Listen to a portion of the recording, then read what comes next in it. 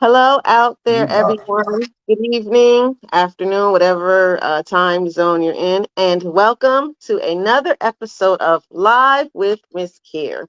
Tonight, we have a very, very special guest. I would yes, like to welcome the iconic poet, yes. Blaq Ice, to the stage. Show your love, folks. Show your love. Show your love. Come on, Facebook. Show your love. Yes. Where is the love in the comment section, folks? Come to the show the love in the comment section for Blaq Ice tonight, folks. Blaq Ice is in the building with In the Miss house, Care. definitely. Yes, Representing hard. yes.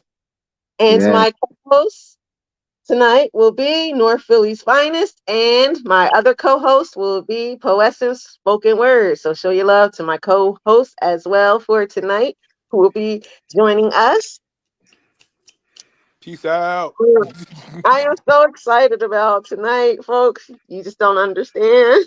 You guys don't understand Facebook. I'm really excited tonight. Okay, I'm really excited to have the yes, iconic Blaq Ice, who is like the KRS-One of bruh. poetry. Okay, KRS One, God Slick Rick, is here. Rakim. You know what I'm saying? Okay, yes. Langston Hughes, Gil Scott Heron, the whole yeah. Okay, the Well, last poet. The last poet, definitely, yes. Okay, yes, snap it up. Finger snaps in the comments, folks. Finger snaps in the comments. Okay, before we get the party started, I like to start off with the February celebrity birthdays. It's not going to be too many because this is a monumental moment. So I'm gonna say read off a few celebrity February birthdays and a few non-celebrity birthdays. And here we go. Actor Tim Meadows, actress Jennifer Jason Lee, Michael Jordan, Bobby Mm, Brown, Floyd Mayweather, O'Shea Jackson Jr., Rick James, Frederick Douglass, Gregory Hines, mm. Bob Marley, Essence Atkins, Chris Rock, Natalie Cole, Robert Townsend, Ja Rule, Ice T, Lupe Fiasco, and Kevin Gates. So those are a few of the celebrity February birthdays. And for the non-celebrity February birthdays, we have Katina Monique, Rabia Ahmad, Cynthia Blue, Elmer Lewis, Julie Castellano, Anisha Aditi Ama. I hope I did not butcher your name. Latanya and Trinity Davis from the Small Business Network. Redbone, Delicia Roberts, Damian Tillery, Lyndia Hines, Brian Gardner, Brittany Jones, aka Shy Moonlight, who will be on in a few weeks, Roland Washington, and Jonette McCoy. So those are the non-celebrity February birthdays. Again, welcome everybody. Welcome to this very special, wonderful Live with Miss Clear podcast with our special guest, Blaq Ice. Black Everybody, Ice. drum rolls, hand claps. Okay. I'm not worthy. I'm not worthy. I'm sorry. I gotta say it. Yo, that's it. Like the little bit of what I said, I'm not saying no more. You have the floor exclusively. You know what I'm saying? I ain't got nothing else to say.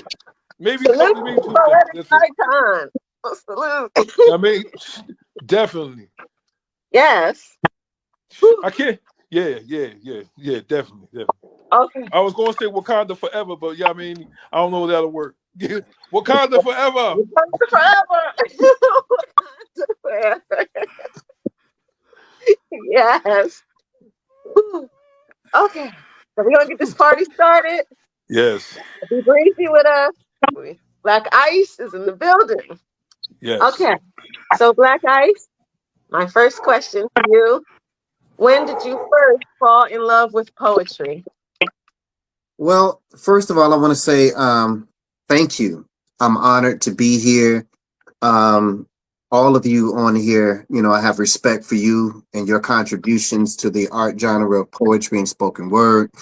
And you know, it's a blessing just to come together. Um, Maybe not in the same city or the same state, but this just goes to show you that we are connected no matter where we are. Right. You know. So now let's get down to business. Okay. Love with spoken word. Well, I ain't gonna even say spoken word.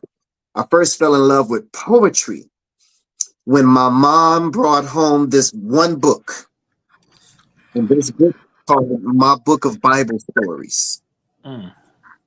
My mom is a Jehovah's Witness, and she used to bring home the Watchtower. She used to bring home You Can Live Forever in Paradise on Earth. And there was this one book called My Book of Bible Stories, and it had all these beautiful illustrations in the book. And so Mm. I'm writing poetry about nature, about things that I saw that was in the book. And that had to be around sixth or seventh grade. Okay. Wow. Yeah. That's prolific.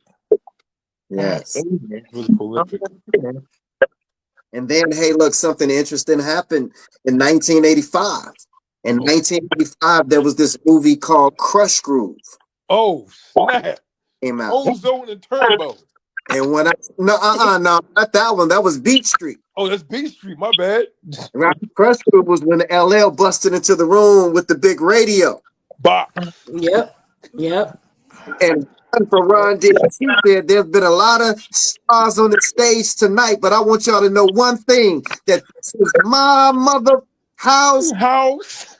And so when I saw that, and I was like, man, you mean to tell me that I can take my poetry and put it to rhythm and put it to music and do something called rap, rhythm, and poetry?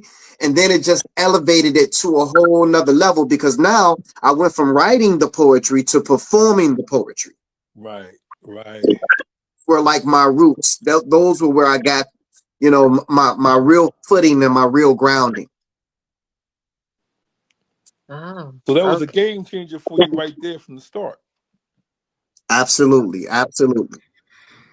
And that's how long I've been performing on stage, since like 85, 86. So I have a lot of stage experience, know what to do in front of audiences and which crowds and how to navigate and pivot and how to call in audible. Maybe I went there to do one thing, but when I read the audience and felt the spirit of the audience, I switched it up.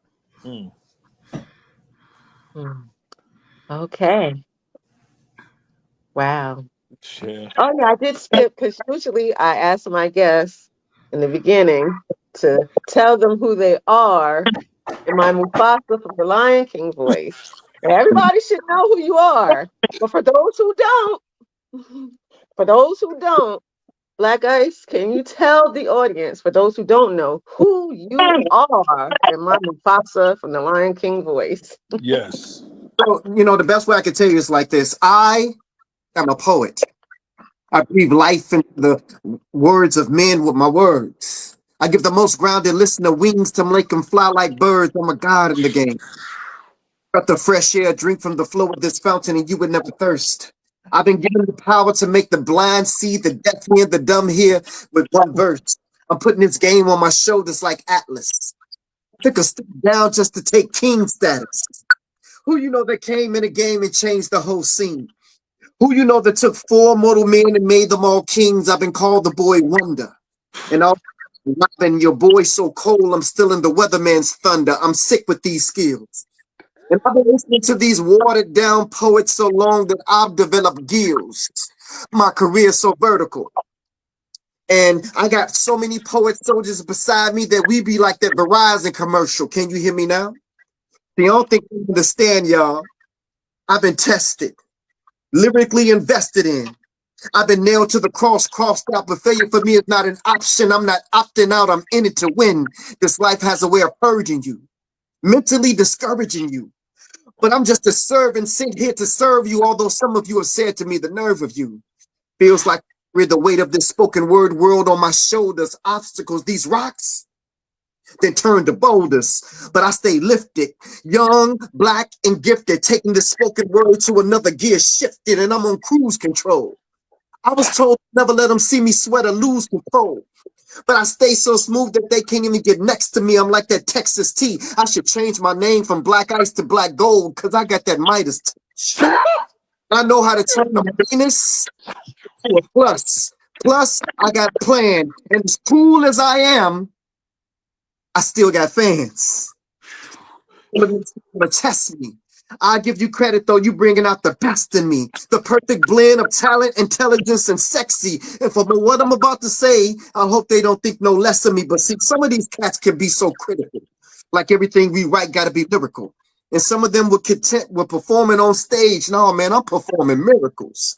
And before they started selling their poetry books and DVDs, I was on the Chicago L train selling Movados. And I think it's good that you spit fire and sold out all your poetry CDs, but I got bigger things on my mind, like selling out Dusabos, Regals, tinted windows you can't see through. But the good thing is, are to you, and I'm not impressed. You about to witness one of the best spoken word artists live in the flesh. And see, God, Mz.KIR had to design this. What other way I can be right here, live with Mz.KIR, Miss Poessence, and my man North Philly's finest. But see, since your boy been coming up, some of my haters been feeling neglect. But I'm so dead on this earth that mosquitoes don't even bite me out of respect. The sea, Oh my goodness. the king is here. Sound the drums, on the knees, take a bow. Your boy is back. I'm black, and I'm proud. Black. Oh, damn. Yeah. God damn. Ooh, Lord. Oh my goodness. I gotta take my glasses off. My glasses are steaming. I gotta tell my grandchildren about this one. Ooh. So that's who I am. That's who I is. Bruh, brother, brother, my brother from another mother. Good Lord Oh, gracious. Man, I gotta say it, man. Yo, I mean, I was tripping off the Wayne's World earlier saying I'm not worthy. Truly, I'm not. I mean, listen, man. Me and Mz.KIR we was going back and forth with we're not worthy. But on a serious note, that was certified dope. I mean, we talk about source 5 mics. You got 5 mics times 20,000. You know what I'm saying? That joint was hot. Yeah, that was straight fire. Straight fire. it was. Absolutely. Yeah. This one for the history books. This one for the history books. Man, he just rewrote history. You know what I'm saying? Damn, man. My grandchildren gonna know about this one. I don't have any yet, but the future ones they're gonna know about it. Oh man. Poessence. We be sitting around the campfire talking about old stories. Like I remember Black Ice. Yeah, that brother brought more fire than a damn volcano to the stage. Yes. Y'all Yes. remember that, man? You know what I mean? Pass me my Yes. Geritol. I sent a shout out to High Priestess, one of the members of the Poet organization who's on live, my man William Washington. You know, I definitely that That's brother my all man. me. But look, That's my man. live, share this video right quick on your page. Everybody that's on live, let's get it out there. Let's get it in. Yeah, share this video, Yes. folks. Yes. Yeah. Yes. If Yes. this is an iconic moment, share this video. Yes. Yo. Share it. Yes. This is more powerful than Gangstar Moment of Truth. Oh wow. Shit, man. Oh man. I remember. I don't know if you remember Black Ice, but I remember back in 2020, and I was doing my poetic live, and you came in and you tuned in, and I was like, "Wow, Black Ice came to my poetic live." First of all you have to I have my always remember that. you know, we have to begin to create a bond beyond poetry. You know what I'm saying? And a bond beyond our podcasts and our radio shows and our radio stations. Because see, at the end of the day, when we go to sleep at night and when we return home to our families, we are human beings. You Yeah. know, It is a goal each and every day to be the best versions of ourselves. And sometimes it's like when we feed other people so much, it's like, who gonna be there to feed us? Right. Got that inner circle of leaders to say, hey, Black, what's up with you? What are you doing? I just want to be in your ear for a minute. You know what I'm saying? This is what I'm experiencing in my life, and this is what I'm going on. And it ain't got to be poetry related, to give a word of encouragement. So keep this thing on what we're doing here, but let's also take it from here and take it into the regular life too. Right. Yes, Yeah. Yes. absolutely. Okay, so we're gonna go in the comments section real quick. Oh, it's lit right For- now. It's lit, oh lit. yes, I see.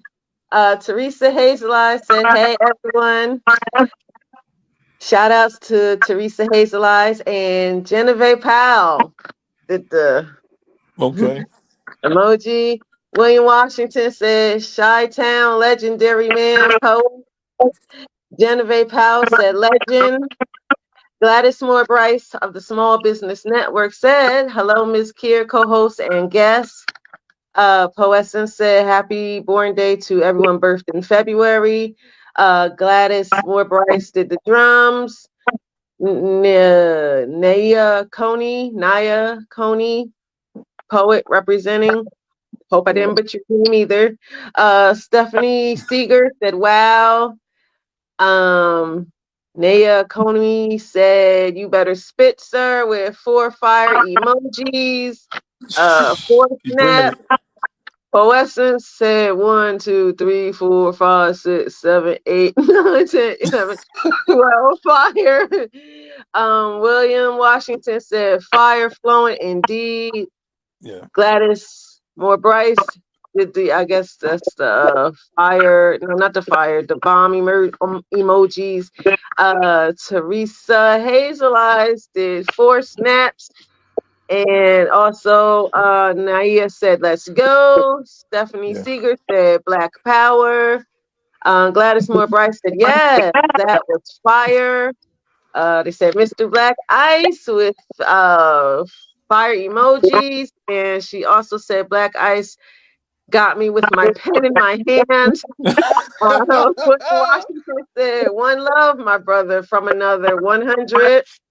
And Naya said, he beat that inspiration. And Eric Rhodes Raven is in the building. He said, I see my people. And shout outs to James Elby, who is also in the building. That's it for the comments so far. Okay. Poesis, you have a question for Black Ice? Listen, I'm still shook right now, okay? Because that was that was fire. That was Yeah. straight fire. And Yeah. I will say thank you, first of all, right? Because not a lot of people, not a lot of poets really can get my name right. They butcher it like no tomorrow. And I'll be like, how did you get all that?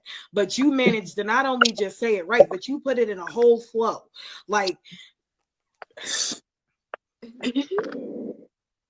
Yeah. in a whole flow, like unexpected. Like Yeah. you had me up here, like I'm really like, all right, I can't geek. Let me have straight face right now, but you just said my whole name perfectly. First come first is a billion things.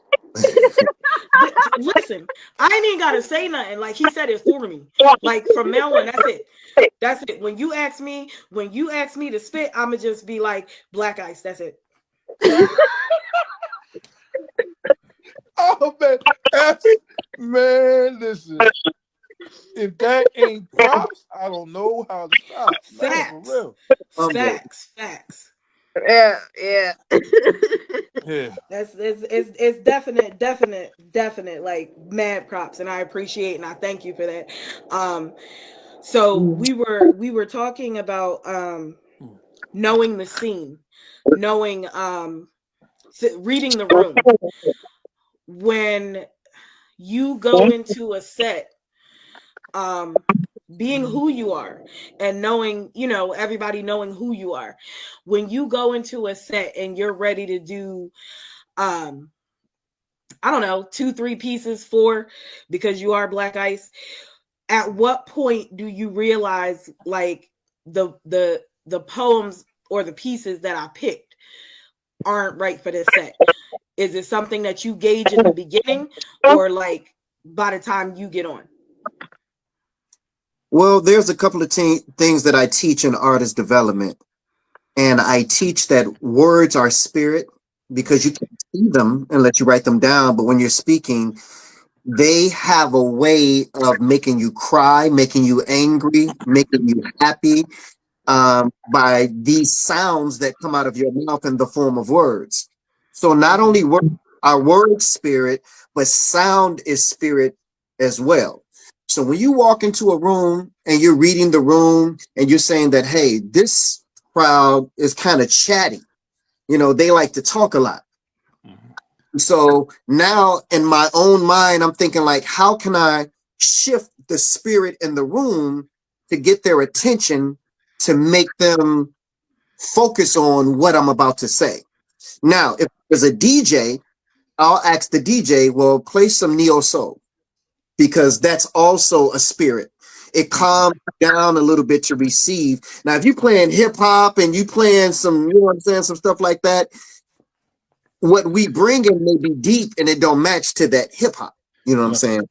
So hip hop is very aggressive, and so I controlled ruly crowds that either someone who came before me and bombed and they wasn't listening to that person, or it was just the type of audience.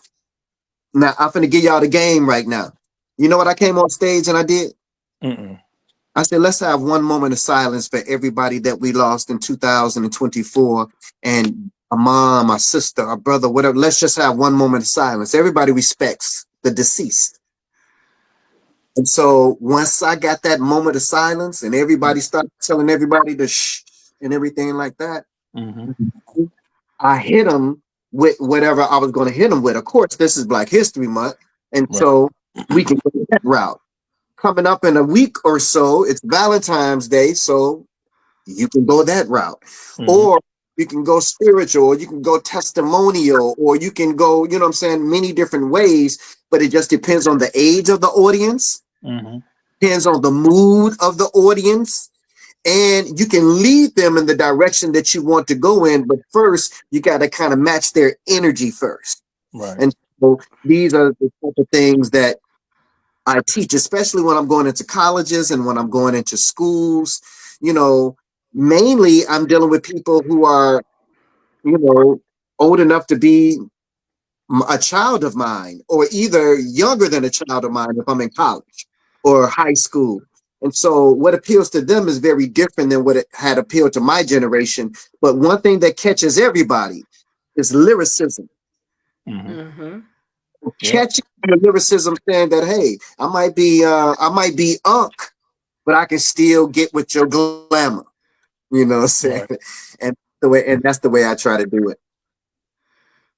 Okay. Well spoken. Thank you. Well put. You know what I'm saying? I gotta concur. That's well put. Indeed. And I perform for prisoners every day. It's crazy. Oh, dang. I work at a hospital.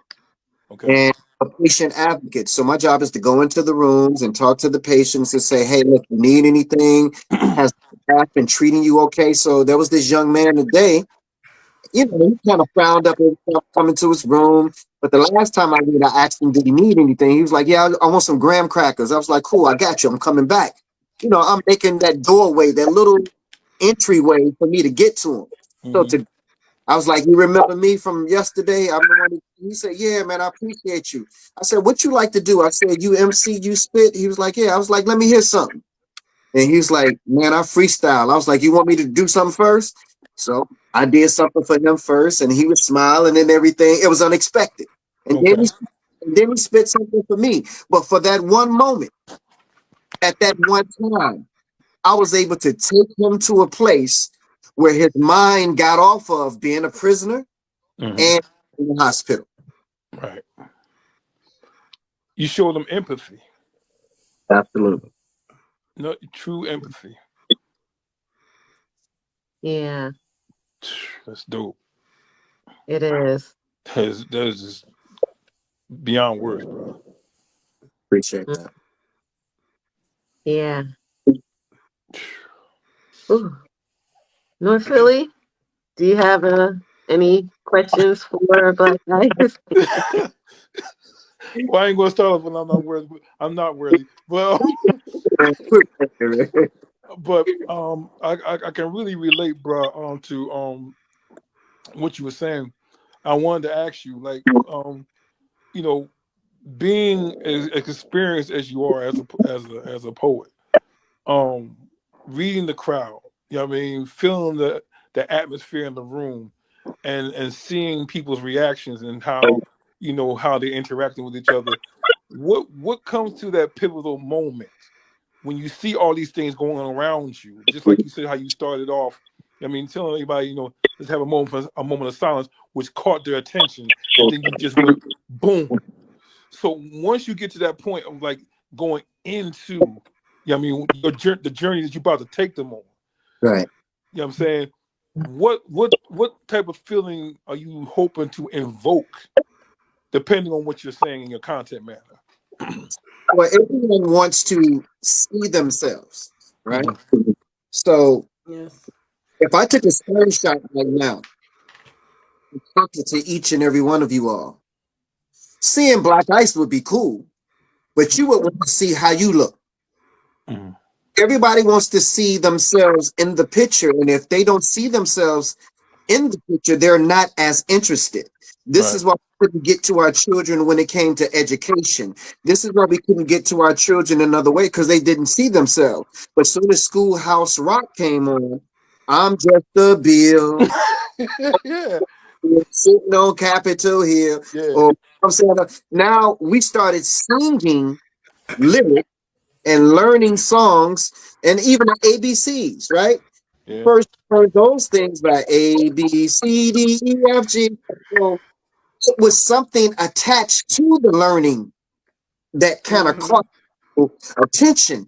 So as a poet, as a writer, as a speaker, as a minister, as all those things that come with public presentation, it is our job to paint the picture so that those who are watching and looking and listening can see themselves in the picture in which we paint. So they can say, yeah, man, I went through that before.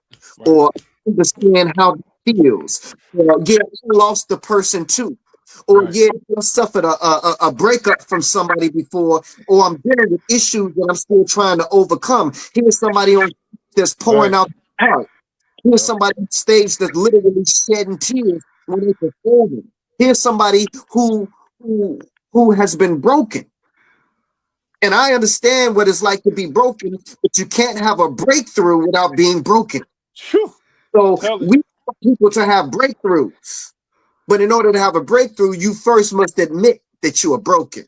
If you're And so broken. Yep. we have to show our brokenness first to make them know that it's okay to show your brokenness. Because I'm here, I'm with you. I'm continuing my life one little step at a time. Although I'm going through what I'm going through, I'm still walking, and there is no progress without struggle. So yeah, I'm progressing. That's because I'm struggling. Right. So I I'm got. sorry to get too deep. I'm sorry. No, no. I want to Yeah. follow up with that question. So, taking you back to the first time that you blessed the mic, the first time you blessed the stage, the first time, you blessed an audience with your powerful words. If you can remember that time, how did you feel getting on the mic for the very first time? Well, those were two moments. The first moment was as an MC hip hop artist. Okay. The second moment was as the MC spoken word artist. Right? Mm-hmm. So the MC hip hop artist was, the teenage years, freshman in high school, and I Mm-hmm. remember holding the microphone, hand shaking like that, and I'm trying to squeeze the microphone so they won't see my hand shaking. And about time I was done performing, my hand was swollen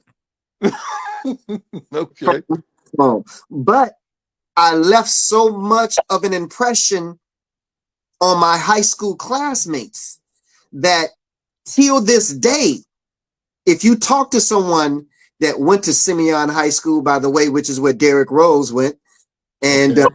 other greats went. This is where I went. I was before Derrick Rose, but they would tell you, yeah, I went to school with Ice Cold because my stage name was Ice Cold, the Ultimate Warrior. Oh And so snap. I dropped the code the ice, and put the black in front of the ice. And so the Ice Cold became, I wanted that identity that I had when I started. But yeah, I moved the crowd. Like Rakim said, how can I move the crowd? First, Crowd, yeah, man. no mistakes allowed. And Yeah. so the second time, I was a little bit controversial. Okay. And I was very pro-black. And this was the time of the Bush, era. This was Yeah. like 2000. And I was running for political office at that particular time. Oh Uh, really? and that's a historical note for the show that I'm the first spoken word / hip hop artist in the city of Chicago to run for political office. That's powerful, bro. So I was fighting against Mayor Daley at that particular time. Oh They were man. they were sending private investigators following me. They would raid my businesses with the feds. They would send the feds to raid my businesses. So I was like that uh Chairman Fred Hampton. I was on that kind of thing. You know what I'm saying? Tony Like Rome was tapping your telephone. right. You know what I'm saying? They might take me out, but you know what I'm saying? I'm gonna make sure my voice is heard. So the first poem, spoken word poems I was writing was on that type of level. I Right. can't Okay. talk to me. As a matter of fact, close your eyes. Let it, you know what I'm saying? That type of thing. You know what I'm Right. saying? I was like real, controversial. And there were some places that I could perform, and there's some places that I couldn't perform. And then I started adding to that repertoire. Gotcha.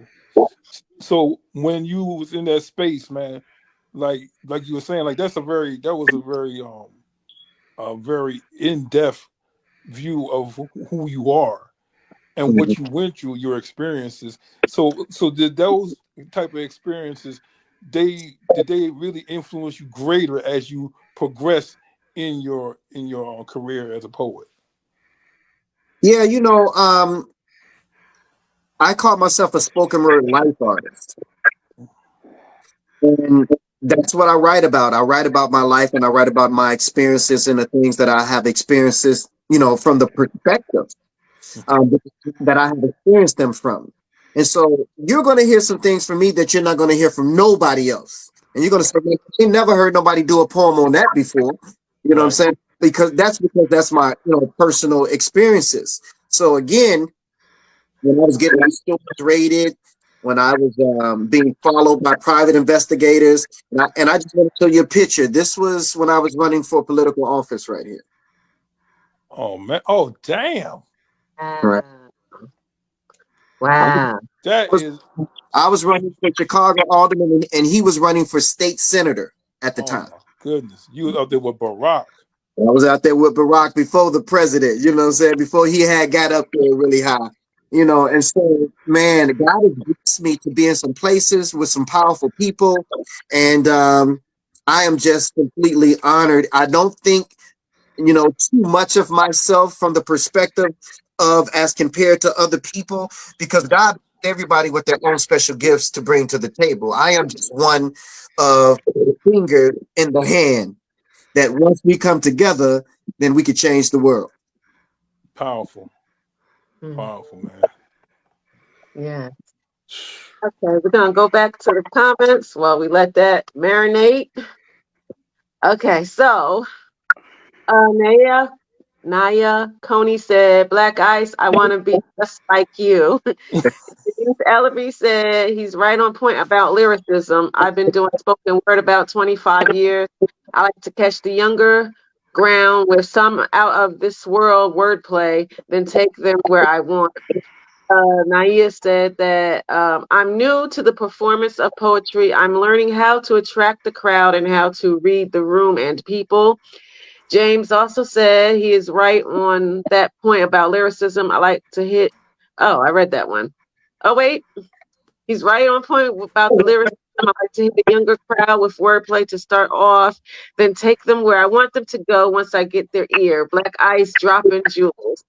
Then Gladys Moore Bryce said, can't have a breakthrough without being broken. Yes, all Yes. facts. James Ellerby said, I'm loving seeing this side of Black Ice with the heart emoji and the fist. William Washington said, ice with some ice emojis. James Ellerby said, Ice is a wrestling fan. Oh, I'm geeking, fam. Oh, okay. It's too cold with the ice emojis.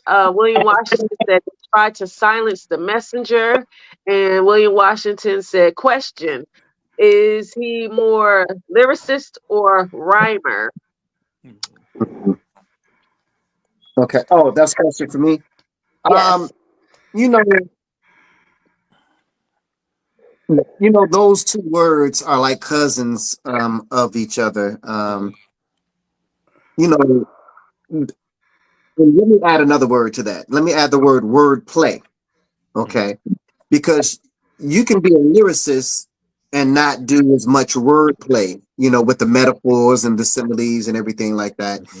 Um, with me, I consider myself a lyricist. Of course, a rhymer too.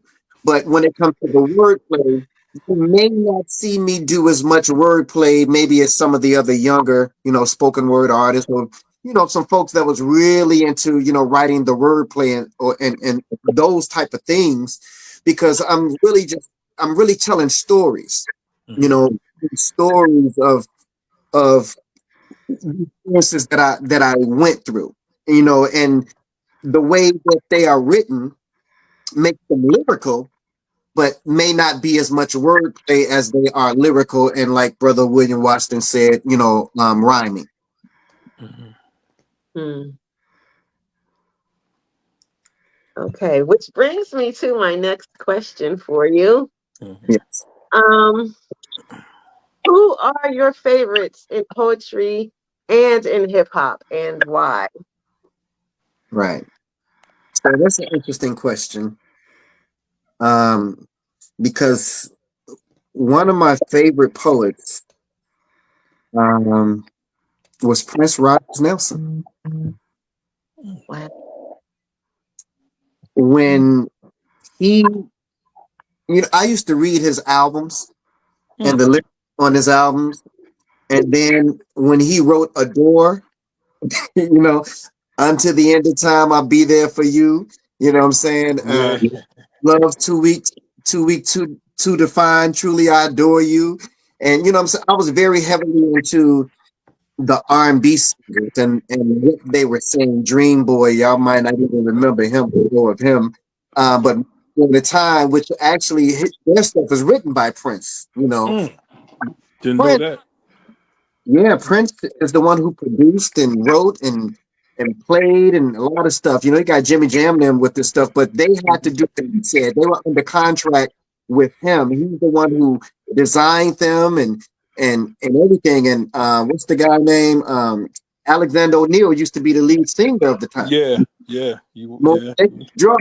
But yeah, Prince would be my top poet, and I know y'all was expecting me to say something like Nikki Giovanni or Maya Angelou or Langston Hughes or something like that. But it was Prince. It was Prince. It was it was Prince Smokey Robinson. It was Smokey Robinson. It was the way he wrote the lyrics to the songs, and then on the hip hop side, it was Rakim. It was Big Daddy Kane.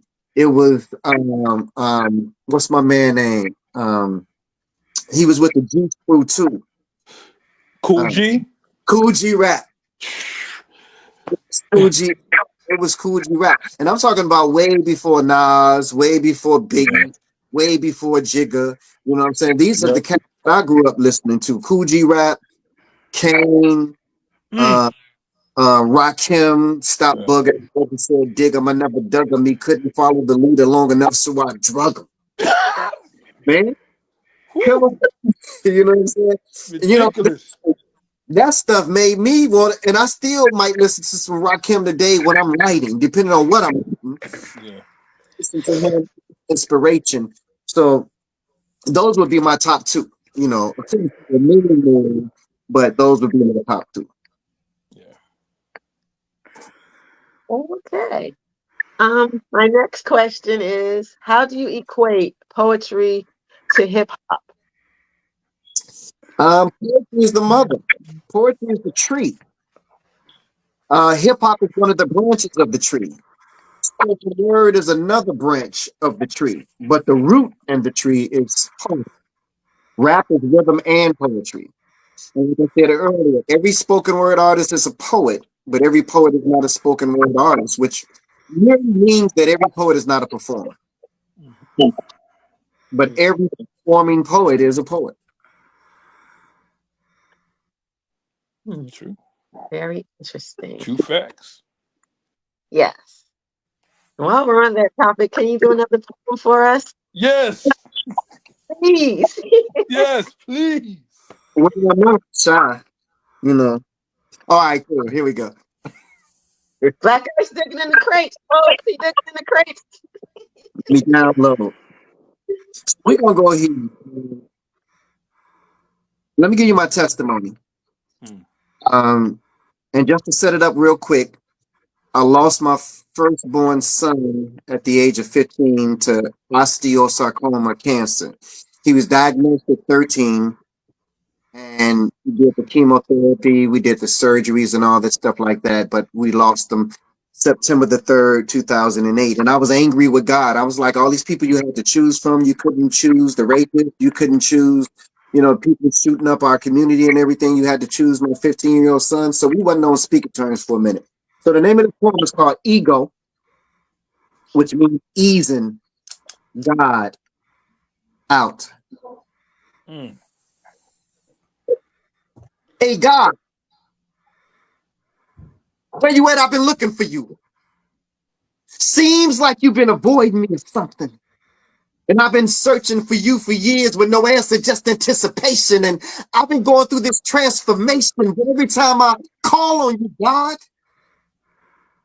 it's like I get put on hold. And they say that you hear all and that you see all, but seems like you ain't never available, God, when I call. See, I remember it was January 91. I had just left Simeon's Martin Luther King ceremony speaking. I wasn't feeling too well that day. Little did I know that all the while, my appendix had been leaking. And where were you, God? Just when I thought nowhere to be found.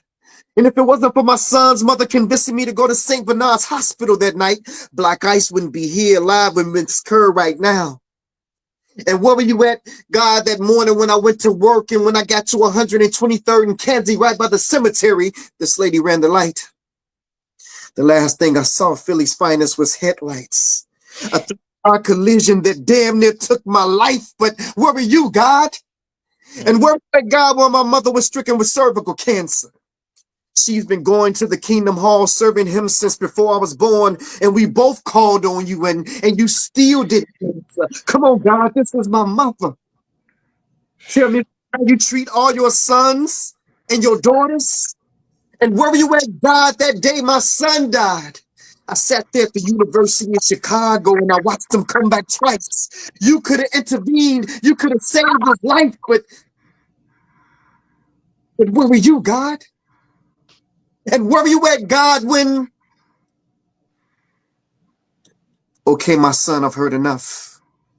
Now I know that times for you have been rough, but son, where's your faith? Seems like you only seek my face when you need me. If I am a full-time God, my son, do you really believe in me?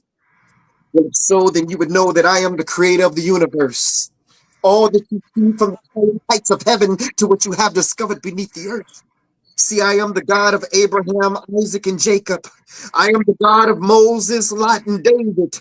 I am the one who made Solomon wise. I put Noah in the ark before the waters could rise. I gave Samson the strength to destroy the Philistines with no eyes.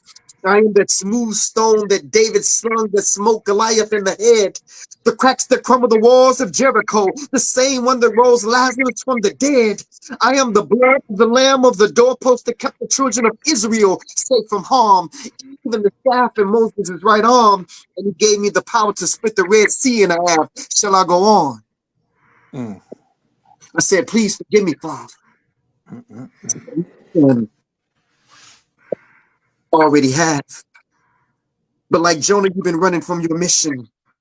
I've been trying to reach you and speak to you for years, but your ego just wouldn't let you listen. When your appendix was spreading poison through your body, I was the voice that spoke through your son's mother warning you. And do you remember what you promised me, my son? Yes, Lord, I do. I promise you that if you allow me to make it through, then I'll return my life over to you. But what did you do? You continued to play. So I spoke to you again in the form of a 3-car collision, but I allowed you to walk away that day. And have you ever asked yourself the question why the accident was by a grave site?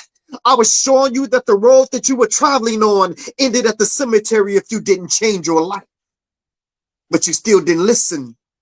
And as for your mother's cervical cancer, I am the reason why your mother's cancer is in remission, and I know your son's gone. But his body was sick, so I relieved him of his pain and I called him home. And yet and still I stayed by your side. All those moments that you felt alone, yet you still rejected my truth. If you only could have put your ego to the side and listened to all those whom I sent to you.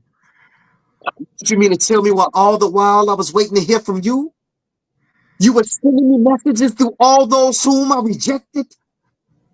Yes, my son, this is true. And instead of focusing on the guides, submit to the truth that you find inside. For Satan is the one who subtracts and divides, but my God is the one who adds and multiplies. I'm telling y'all, he opened my eyes. And so to those of you who can't accept the truth, because your ego won't allow you to accept who the truth is coming through, take this as a lesson. Because see, God just ain't using these pastors today, because asking some of these pastors questions is just like asking blind men for directions. Mrs. With words is the truth that counts. And Mz.KIR, in this case, my ego just wasn't my ego, but my ego was easing God out.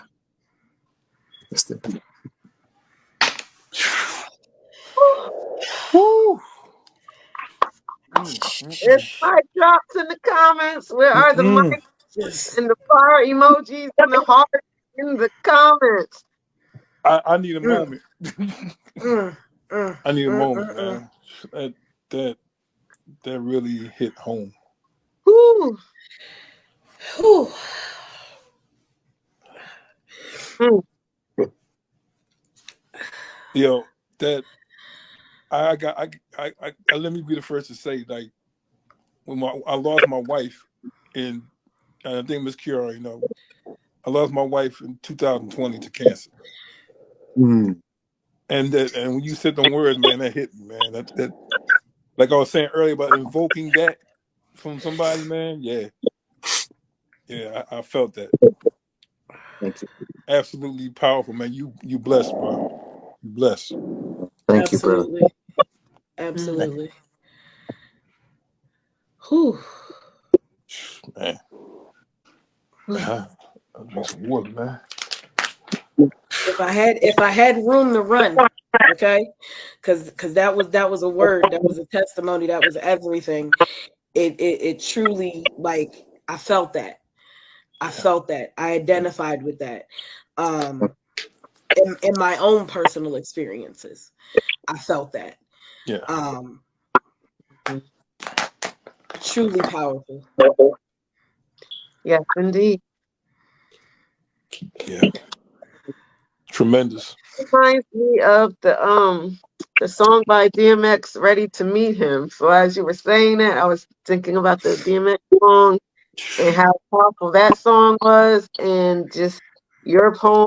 And that was just, oh my goodness, Man.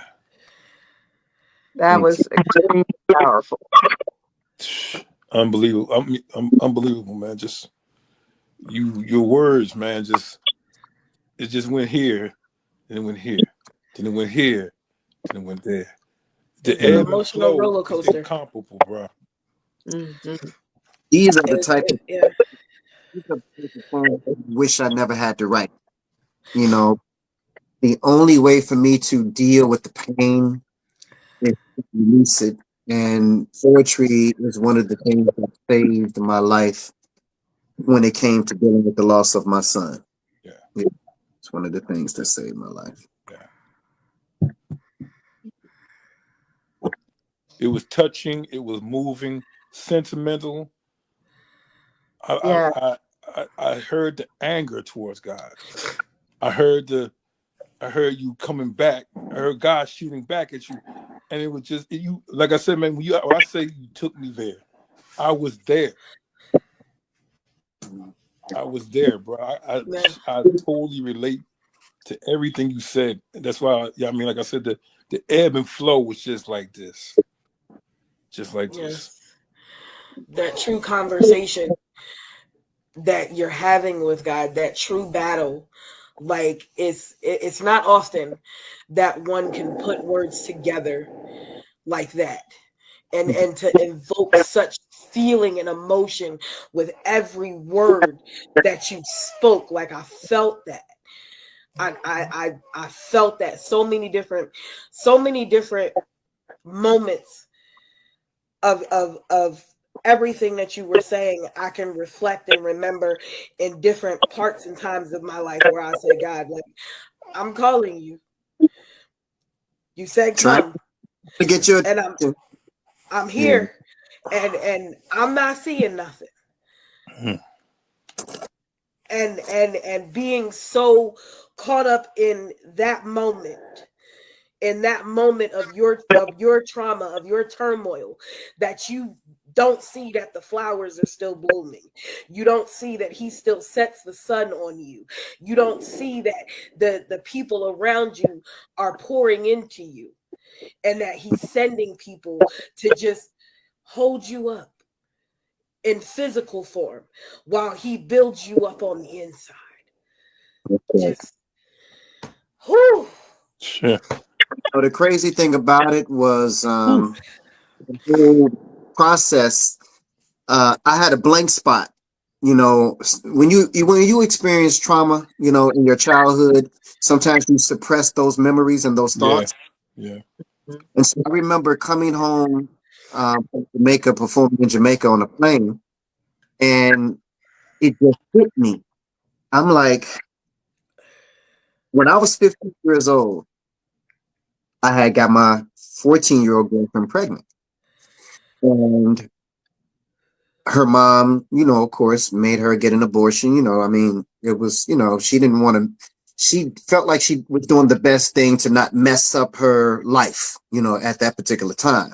Mm-hmm. But thinking like, here it is, one child was aborted voluntarily, and then one child was taken away involuntarily, you know what I'm saying? And he Mm-hmm. was 15 at the time, and I was 15 when these other things happened. And Mm-hmm. so I began to write, and I'm like, men don't really talk about abortion. No, we don't. Women really do. And so, recalling this, I was saying, I remember a time that I wish that I could forget. Yet it's etched in my brain like sin. Sometimes I sit alone thinking, I wonder how many abortions have the women I slept with in my past had because of me. I just felt like tonight on Mz.KIR was the night for me to tell my story, because for years I kept it hidden deep down inside of me. It's time for me to let it go now, Philly's finest. Mm. I want to be free. See, Miss Poet says, I can't say that I know or recall every one, but I remember the first. I was 15 years past birth, and I was in love with Pumpkin, a 14-year-old freshman from Simeon High School. Thought that I knew it all, thought that I was cool, but the Bible says, professing themselves wise, Hmm. they became fools. Hmm. So I began breaking rules, this school and cutting class, all in an attempt to get some aspirations to become a rap star. Hmm. Your boys were known to be cold with them bars, but my heart had me locked up, stuck in a standstill. I couldn't see past this girl. She was like the center of my world, and everything revolved around her. I had never felt like this before. I was even cool with her parents, who for me kept an open door. But that was all before she was late. And no, I ain't talking about for lunch. I'm talking about no visitors this month. And now we both scared, wondering what would our parents think. They are the ones who really cared about us and our future. We literally ripped their dreams apart, and this couldn't be mended with a suture. But we got to tell somebody. We didn't know what to do. We were only babies ourselves, doing what grown folks do without a clue of the consequence. Until we had to deal with the consequence of sex with no protection. And it's too late for me to pull myself out of this one, because now she's expecting. I'm expecting her dad to kill me on sight. My father always taught me to do what's right, but now that I'm on center stage, somehow I've gotten stage fright. So we talked, and she asked what was I thinking. And without even blinking, Mz.KIR, I said, I'm not ready to be a father. And see, for her, this only made things harder, so she told her mom, who forced her to get an abortion. And along with my coercion, I can only imagine the pressure at 14 that she must have been under. I was too young to know the procedure. I didn't even care. I only wish that she would have made me be there. Maybe I needed it. See, things don't register the same unless you see it, and then you can believe it. And now she's left with the permanent scar from a decision that we both made. But she's the only one who paid. Or at least that was what I thought. See, you can run from a situation, but sooner or later, your ass gonna get caught. Felt like it was all my fault. And over 20 years later, my child that was aborted when I was at the age of 15 has now come back to haunt me. My firstborn at the age of 15 was taken away from me. He died from cancer. I was too young to know the physical pain of an abortion, but now I know the answer is clear now. I see the picture. And it takes me back to that same scripture. Professing themselves wise, they became fools. So if there's any teens on live, please stay in school, learn from my mistake. Don't wait until it's too late. I apologize. I'm sorry. I wish that I could go back, change, and rearrange things. If you only knew the consequences that choices and decisions bring. See, y'all, at the time, I was only 15. And I remember time that I wish that I could forget. Yet it's etched in my brain like stone. Sometimes I sit alone thinking, I wonder how many abortions have the women I slept with in my past had because of me. I just felt like tonight on Mz.KIR Live was the night for me to tell my story, because for years, I kept it hidden deep down inside of me. It's time for me to let it go now. I want to be free. It's that piece.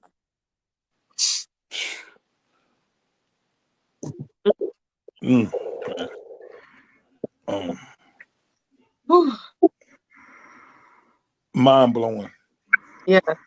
Mind blowing. You reach deep into the core of a situation. I want to even say a situation. You reach deep into the core of effects in many of our lives. Yeah. You pull it out, and then you do this, expound it, and it's like, man, it's like, yo, you. Like, I ran the streets of Philly, like, till my shoes turned over, and you took me back to those days, man. And I ain't saying I never been no saint, Yeah. but man, you took me back to when I was sinning like crazy. Yeah. And it's a part of the journey, you know, and sometimes the things that we're not proud of, that we're ashamed about, we don't ever want to talk about those things. Nah. But those type of things are part of the journey. And those type of things also is what God allowed you to go through so that you can get to where it was he wanted you to be. Mm-hmm. you can go to other people and you can say, hey, look, this is what my experience was. And they were like, man, you went through that? I'm going through that right now.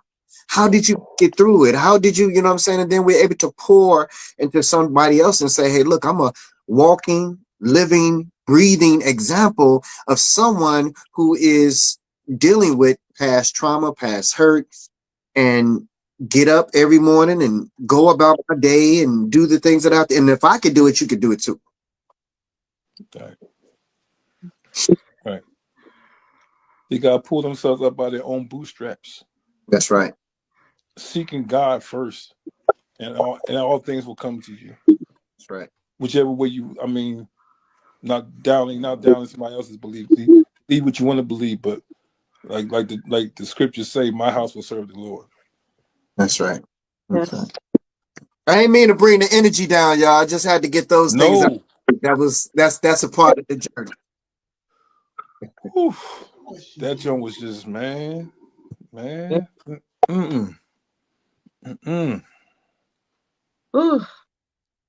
Mz.KIR, you I gotta drink some more water. Oh man. So see, We still being breezy though. We still. yes. I didn't know. In fact, Black History Month. Okay, bringing in just care with Whew, we. man. Absolutely dope. Absolutely dope. Okay, we're gonna go back to the comments while we finish letting it marinate. Okay.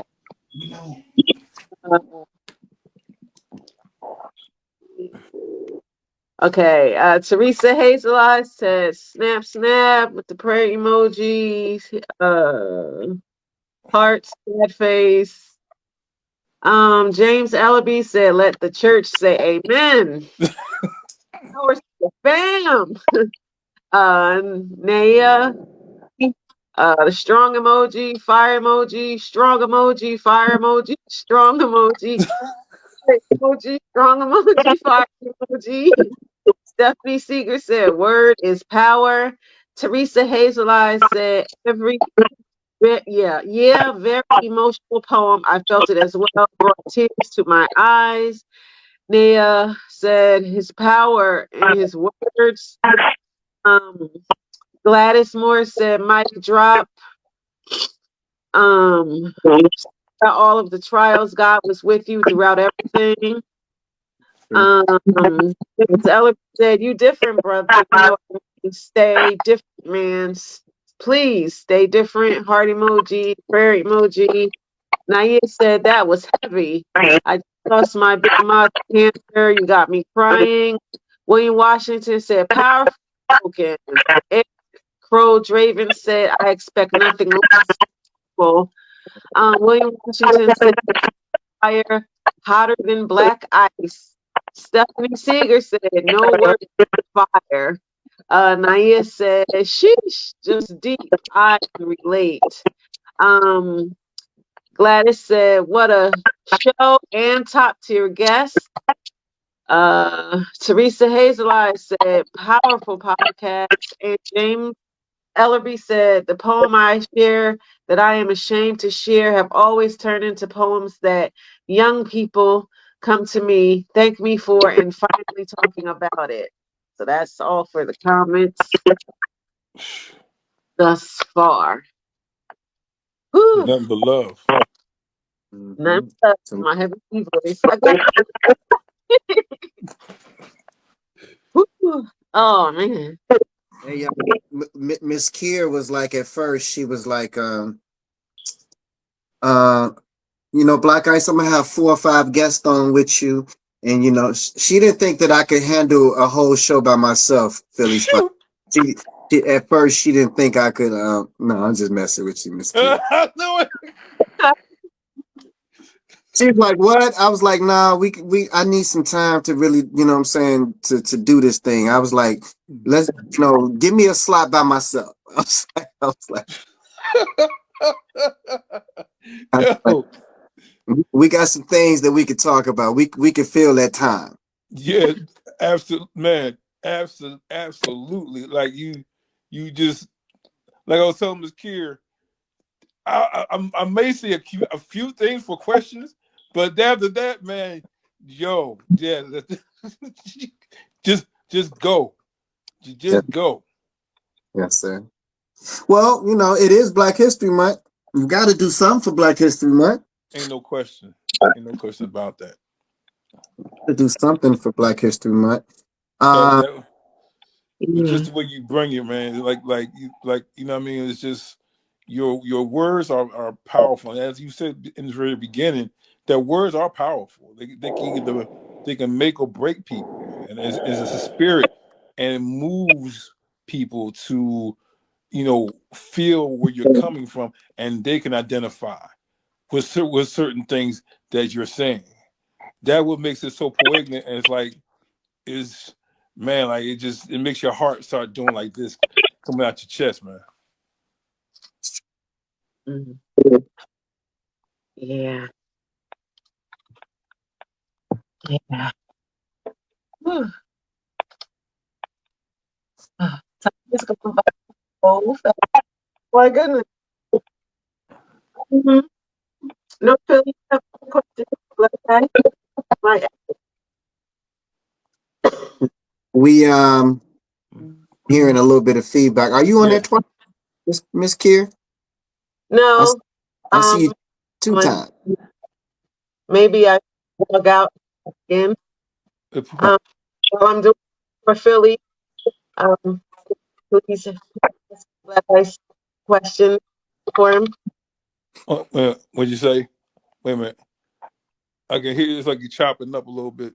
You were chopping up a little bit, Miss Kier. I was going to lie.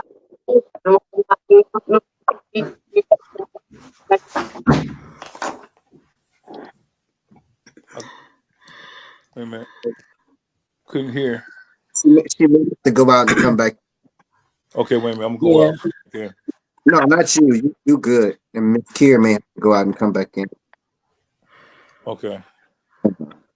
Can y'all hear me? Yo, yeah, Oasis, can y'all hear me? Yeah. yeah, Yeah. you're good. Okay, I thought it was my John. Mm-mm. But we Yeah. we got Normally it is. we got something for Black History Month though. Yeah, no question. No question. Okay, So I'm back. Okay. mhm. Um, so I was saying, North Philly, do you have another question for Black Ice? Yeah, yeah. So like where do you let me see if I can rephrase this. Where do you see the state of poetry um in general?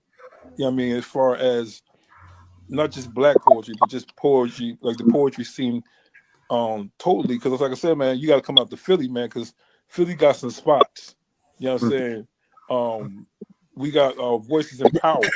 You know what I mean? Like I haven't even got a chance to bless it my own self. But I mean, for you, I mean, where do you see the state of affairs for the poetry community, and how can we be impactive towards audiences and people in general? Like how can up and coming poets, you know what I'm saying, spoken word art, whatever. I mean, spoken word artists make a difference instead of just going out there doing the thing and then doing wordplay and think it's cool. But how can we make a difference? And how do you see how you see the state of affairs in that regard? Well, I see three different phases. Number one, you have the poetry community, which is basically your open mic sets and your features, and then your showcases and your shows. So that's one aspect of it. Hmm. I know back in the day, know, it used to be a situation where it would be cliquish. You put your name. list. They won't call you into the end of the show. You be number 2 on the list, but you don't get called to the end of the show. Yeah. A lot of stuff used to happen, but three different parts. Number one, open mic, as I said before, cases and those type of things. But duty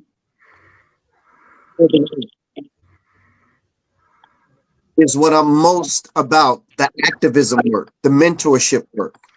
We need to be able to take the poetry community outside open mic and put the poetry community inside the schools, inside juvenile detention centers. And that's why you see this shirt right here, Poet.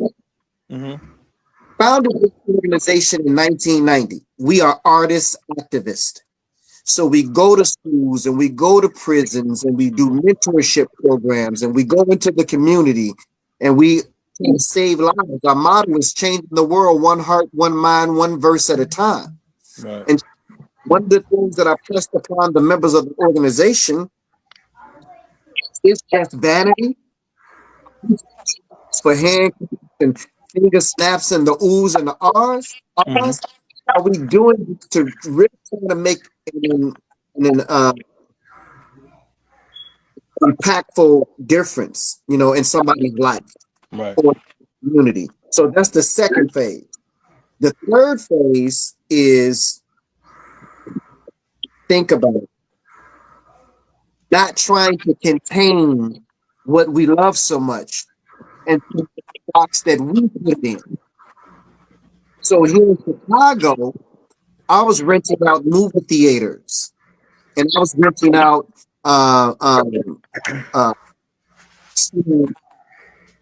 different theaters to throw the poetry in that had 300 seats and 400 seats, 700 seats, because so what we do being so valuable, people come to see us in concert just like they go see the comedians in concert, or just like they see the rappers in concert, or just like they see the R&B singers in concert. They took spoken word artists like that too. Right. And so I can take my resources and if I can combine it with your resources and your network, my 50, along with your 50, along with somebody else's 50, can be a 300-person show. Right. Got to get that. I just want my name on it, and I just want to take the credit for it, or I don't want my audience of people seeing what somebody else do for the fear that they might take my audience. We're doing things in Chicago. I'm one of the only spoken word artists that doesn't have a label or a company push behind me that sold out the City Winery here in Chicago last year with 300 people in attendance. And this year, I'm going back by popular demand to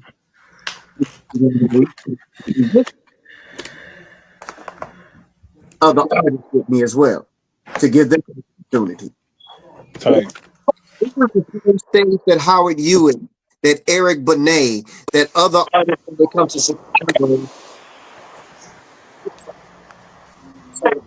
So again, I see it in 3 parts: the open mic 1, the mentorship and activism 2nd, and then expanding what we already have and putting it on a bigger platform. Incorporating other poets. Absolutely. To be more inclusive. I think that's the word.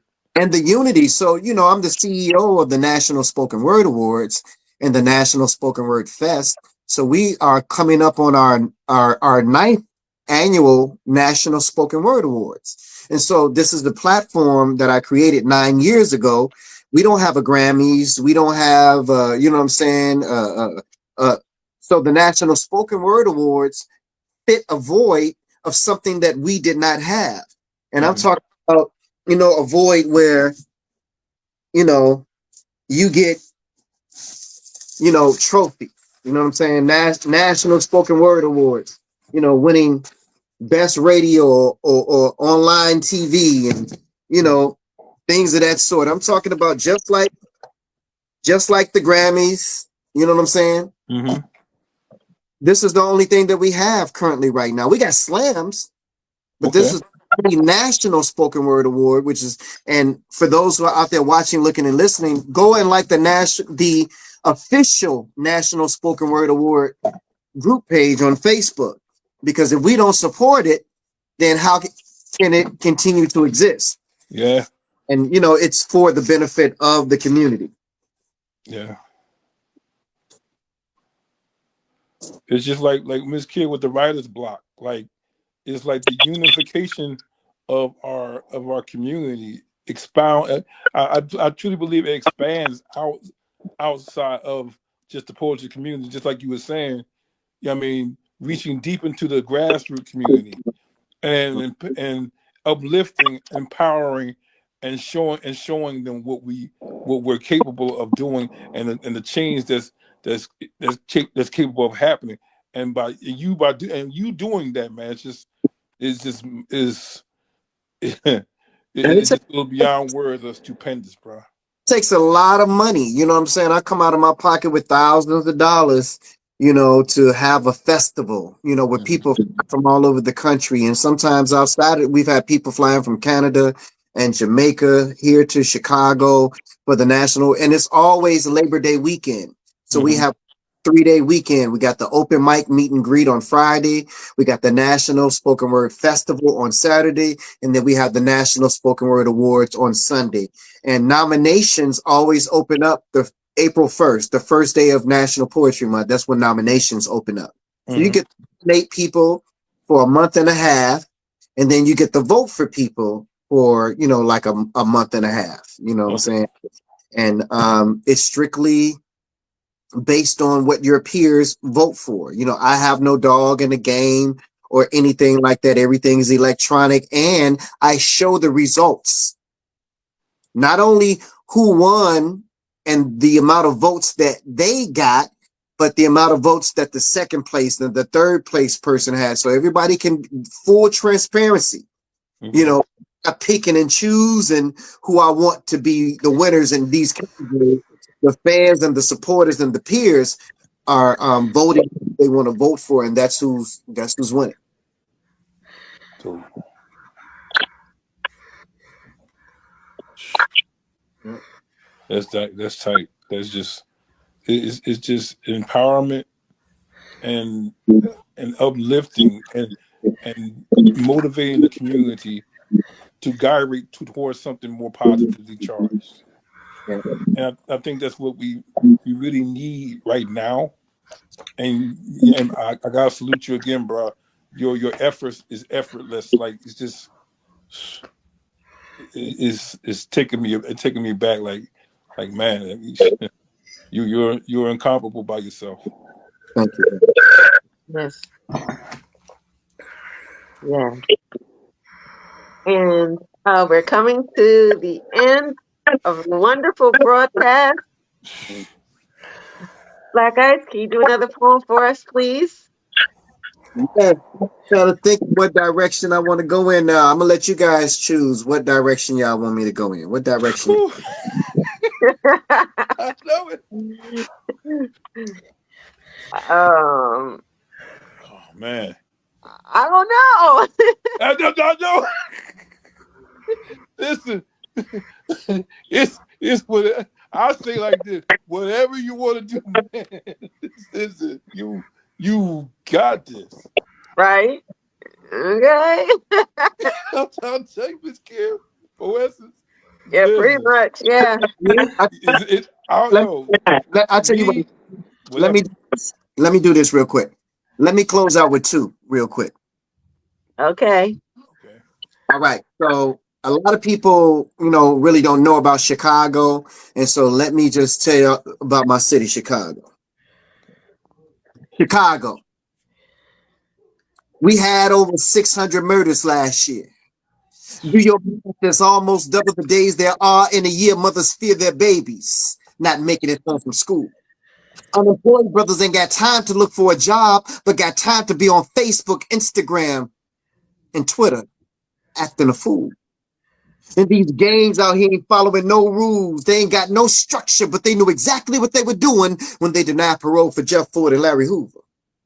See, that's what I'm saying. Cut off the head and the body would fall.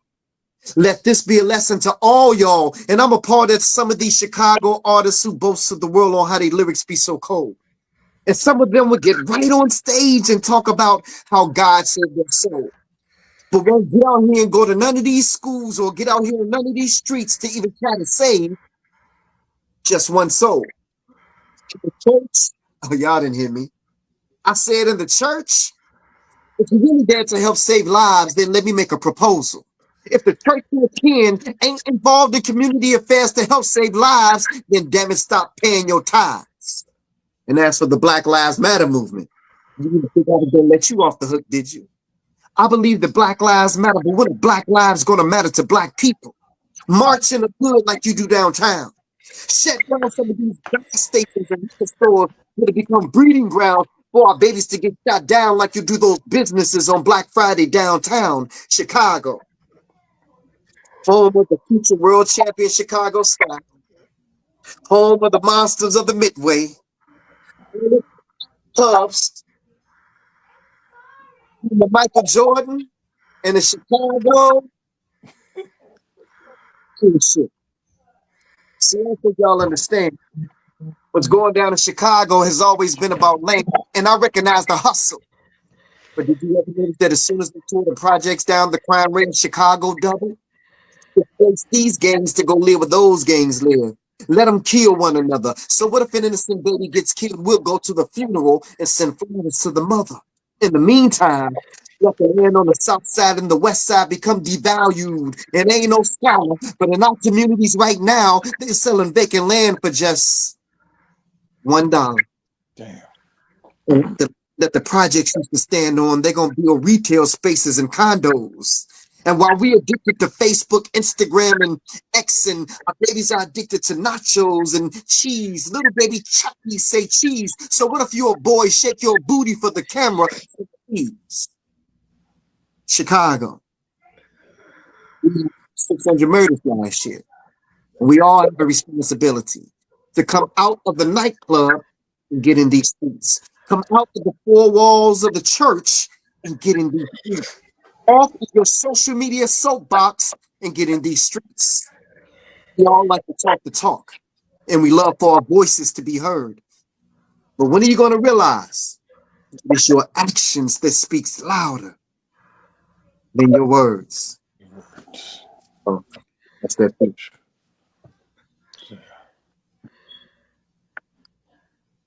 That's, yeah. All right. So we coming down to I wanted to give you guys many different angles of my artistry. And so, you know, at the top of the show, it was the lyricism, stuff that I came into the game with the rap, kind of boastful, but still standing the ground kind of thing. And then we went to the testimony and then to, Chicago. So let me close with this. If you don't remember anything that I said tonight, I want y'all to remember the elevator. Life is a journey. And so there's this elevator, right? It's full of people. Some family, some friends, some strangers, but you're all in the basement. See, the basement represents that brand new idea that was blessed to be manifested in your mind. But by the time you share your idea with the 10 people standing in the elevator next to you, some of them get the hell off before the door even closes. Those so-called friends, the ones who you thought would be there through thick and thin down to the end, didn't even make it to the first floor. The door closes. The elevator rises. Much to your surprise, you're making progress. The bell rings, you're at the first floor. The door opens, and guess what happens next? Those childhood friends, they got goals of their own. Time to be strong because you're going to lose some of these friends during this ride. You fell alone. But as they walk out, a few more friends walk in. You started off with 10, but now you're down to 8. Now, one of the new friends who just walked in pressed floor 2. So you know what that means. The next time the elevator door opens, they'll be going too. But before they left, they introduced you to one of their friends who became your friend. Then y'all became close like kin. The door opens at floor 2. You lose a few, but one man walks in. Mz.KIR becomes your boyfriend. And we're down to 7. Only 4 out of the 7 are the original occupants that you begin with. In all, there are 2 strangers, one cousin, your mom, one friend, one new friend, and a boyfriend. Now the elevator passes floor 3. Seems like life is finally looking up. But just as soon as you get comfortable, you're at the 4th floor and the door opens up. You're staring death right in the face. Quickly you step back. He reaches in his arm and unexpectedly takes your mom. Everyone in the elevator consoles you.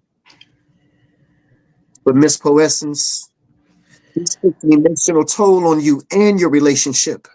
Everything you ever believed in or ever knew about is in doubt. You become so emotionally cold that right before the doors close, your boyfriend walks out. What's to expect by floor 5? Now, what just happened on the 4th floor was a game changer. But before floor 5 arrives, you will lose one of those strangers. But before he leaves, he whispers to you. It's something that I hope that you see. He said was right. That God wants you to go through everything that you're going through in order for you to get to where it is he wants you to be. He leaves, 4 remains. One more. On the 6th floor, you notice something. The other stranger reaches around you and hits the stop button. Everything is frozen except you and him. He said, okay, Mz.KIR, I think it's time for us to talk. Now, I've been here since the beginning, and I've seen everything that happened, and not once did you ever acknowledge me. I even gave you words of encouragement when you lost your mommy. I thought at that point you would want to get to know me, look around. Out of the 10 that you started out with, there's only a few. Now you have a choice or two. You can continue on. Use the experience of what you've been through to help heal, or you could do what you've been thinking, go in that person, take those pills. She said, no, I want to live. Well, then you need to learn how to forgive. She now knew who she was talking to. She takes a deep breath and asks for forgiveness, but he said, I'll forgive you when you learn how to forgive yourself. He pressed the button. The bell rings. The door opens at the 6th floor. To your surprise, your ex-boyfriend is standing there. Offer you his hand. You turn right around, look at that man right in the face, and smile. See, North Philly's finest, out of the many people that have come into your life, you've already lost the majority. Expect for the ones closest to you to disappoint you, let you down, betray you, but don't you change, stay you. And at the end of the day, when you place your family and friends before God, he will remove them to show you that he's a jealous God, and none should be placed before him. Trust him to know that he will replace everything stolen, restore everything lost, and heal everything broken. In life, you're going to have some knockdowns on the way up, but it's not about how many times you get knocked down. It's about how many times you get back up. I'm Blaq Ice, y'all. Thank y'all for your time. Yo, beautiful. Thank you, brother. Yes. Beautiful. Yes. Absolutely tremendous. Thank y'all so much. Indeed. Indeed. So Blaq Ice, who would you like to give a shout out to? Well, first and foremost, I want to thank God, the God of Abraham, Isaac, and Jacob. And y'all can follow me. I a radio station that I started in 2010, Poet Radio.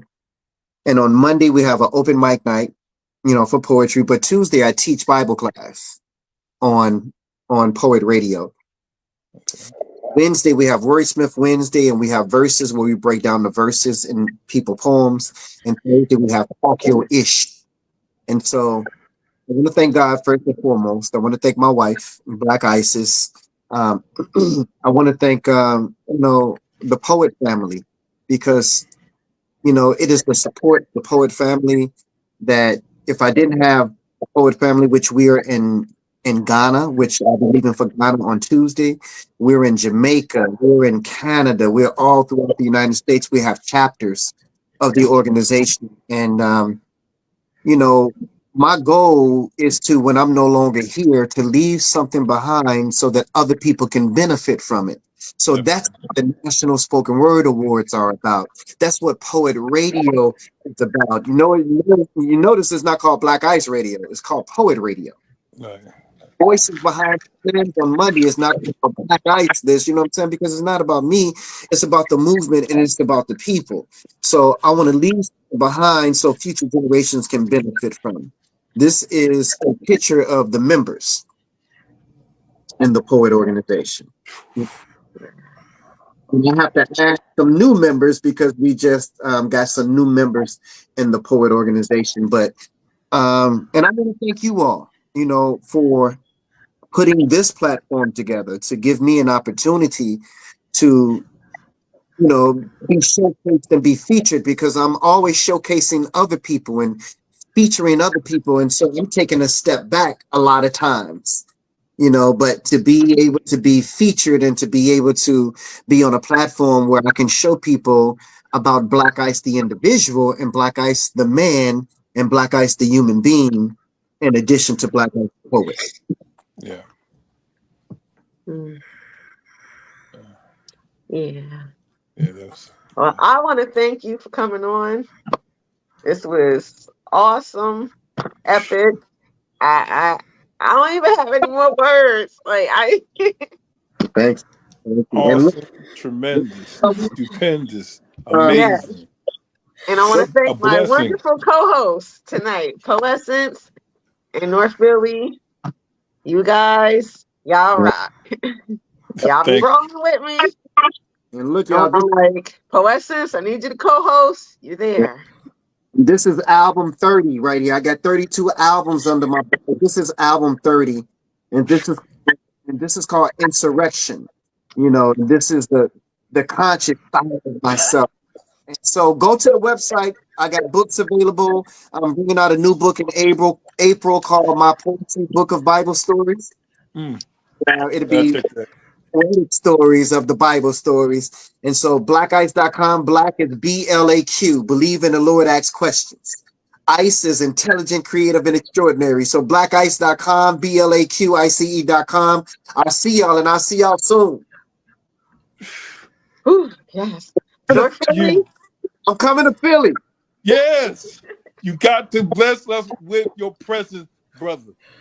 Looking for outside of Chicago, March 29th. So make some connections. Let's talk about March 29th. Let's see who has something on that weekend. See if I can perform in Philly March 29th. Man, let me know, bro. I mean, let me know. I will be there. You know what I'm saying? I'll be the one being like this. I'm not worthy. I'm going. I'll tell you. You there? I'm going to be there regardless. But I'm just saying, if you see me doing that, there's no Philly finest. Let me ask you a question. How close are you to New York? Oh man, I'm like every bit of like maybe 45 minutes driving, maybe like an hour or so, depending on what part of New York. Okay, so I'll be performing in New York coming up as well. On the website, you'll have like the tour dates on the website. So everything there, but I want to give you the date of New York. It's going to be I want to tell you, I'm coming out to Chicago because my daughter, God willing, she's going to be graduating in June. So I'm coming up your end too, bro. I never got to look at June 12th through 16th. This either before or after here, and we're gonna connect. And so make sure you get my personal phone number, after we off the air. Yeah, let me get that. Yeah. Let me get that. Please, Poessence, that, bro. would you like to give some shout outs? Well, first and foremost, of course, give a shout out to my husband who is ever so patient while I co-host on your podcast. Okay. Secondly, of course, you, um, Mz.KIR, you have been amazing. And Thank you. anytime that you ask, of course, I am always willing to co-host with you. You make it fun. Yeah. Lost my earbud for a second there. Philly's finest. As always, thank you for not asking me to, you know, do a freestyle. Told you that's not my thing. Um, I'm gonna that's not put you my on the thing. spot again. Watch. You gonna see. No, no, you're not. No, you're not. No, you're not. No, you're not. You're not gonna do it. Black Ice. It was an honor. It was definitely an honor. Um, I look forward to learning more. I definitely learned a lot. And of course, uh, I just published a book, my very first poetry book. Oh snap! Yes, Awesomeness. folks. You did it, folks. Okay. Okay. Yes, Awesome. I have been talking about it, talking about it, and talking about it, and finally, um, with the support of my husband, he was like, "Babe, listen, okay, I'm tired. You done did spoken word shows, you done did all of that. It's time. It's time." And which I definitely most first and foremost, like I said, my husband for being supportive and motivating me to see past my own fear and my own doubt and my own question about my own ability. Um, nothing but God that brought him into my life. Um, as far as shout outs, my little girl, um, my sisters and my sisters and my brothers, definitely. This was awesome. Yes, indeed. Yes. Yes, Yes, and you can indeed. find my book on Amazon. I'm sorry. You hear that, folks? You can find it on Amazon. Yes. Cool. Yes. And I like to finish giving a shout out to my firstborn, T Noodle, the retired poet with an old soul. Uh, little big dude, Caden. Again, shout out and much thanks to you, Black Ice, for coming on. This was phenomenal. Shout out to again my wonderful co-host, Poessence in North Philly. You guys, y'all rock. Cause when a sister needs y'all, y'all there. So Yes. shout out to you. The Black Ed McMahon. Right.